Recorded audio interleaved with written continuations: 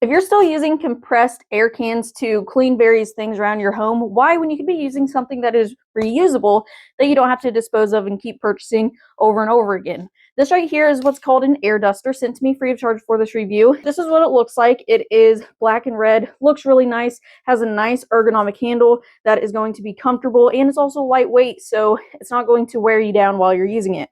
We do also have different nozzles based on what you are going to be air dusting. These are also rechargeable, so they do provide you with that charging cable. It's just going to be a Type-C cable. For the charge, it does also have a removable battery, so if you run out of charge and you want to continue dusting, you're going to be able to purchase a backup battery. That's what that button is right here. So if you click on that button, it's going to pop the battery out. You're going to be able to put this one on the charger and put your new one back in.